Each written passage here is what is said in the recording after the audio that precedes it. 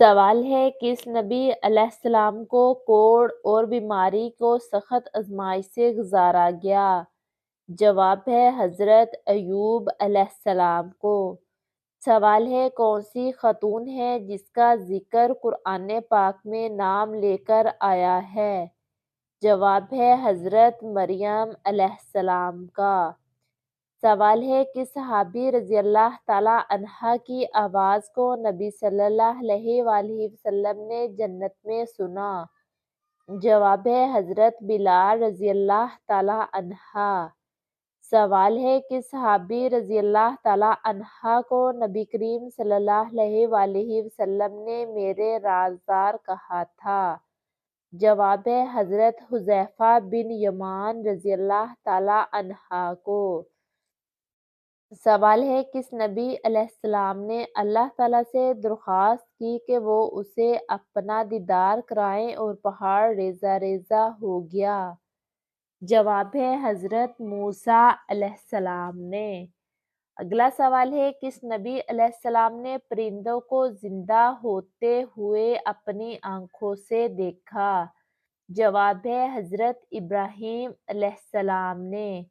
سوال ہے کون سے صحابی رضی اللہ تعالیٰ عنہ دشمن کے کیمپ میں جا کر قرآن پاک کی تلاوت بلند آواز میں کرتے تھے؟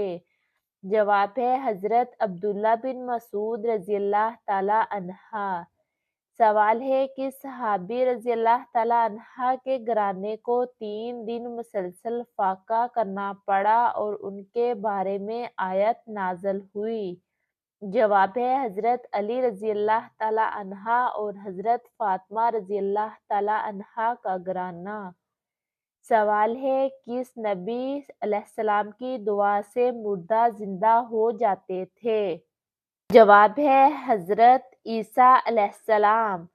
سوال ہے کس صحابہ رضی اللہ تعالیٰ عنہ کا جنازہ آسمان والوں نے بھی پڑھا؟ جواب ہے حضرت سعد بن معاذ رضی اللہ تعالیٰ عنہ۔ ان کی وفات پر عرش ہلنے کا ذکر آتا ہے۔ سوال ہے کس نبی علیہ السلام کو قوم نے کنویں میں پھینک دیا تھا؟ جواب ہے حضرت یوسف علیہ السلام کو۔ سوال ہے کہ صحابی رضی اللہ تعالیٰ عنہ نے دشمن کے تیر کھاتے ہوئے بھی نماز نہیں توڑی؟ جواب ہے حضرت عباد بن بشر رضی اللہ تعالیٰ عنہ نے۔ سوال ہے کس نبی علیہ السلام کو مٹی کے پرندے بنانے اور انہیں زندہ کرنے کا معجزہ دیا گیا؟ جواب ہے حضرت عیسیٰ علیہ السلام کو۔ اگلا سوال ہے کس نبی علیہ السلام نے اپنی آنکھوں کے سامنے سمندر کو 2 حصوں میں تقسیم ہوتے ہوئے دیکھا؟ جواب ہے حضرت موسیٰ علیہ السلام نے۔ سوال ہے کہ صحابی رضی اللہ تعالیٰ عنہ کو ذو النورین کہا جاتا ہے اور کیوں؟ جواب ہے حضرت عثمان رضی اللہ تعالیٰ عنہ کیونکہ آپ رضی اللہ تعالیٰ عنہ کا نکاح نبی اکرم صلی اللہ علیہ وآلہ وسلم کی 2 بیٹیوں سے ہوا۔ سوال ہے کس نبی علیہ السلام کو اللہ تعالیٰ نے مچھلی کے پیر سے زندہ نکالا اور ان کی قوم نے بعد میں ایمان قبول کیا؟ جواب ہے حضرت یونس علیہ السلام۔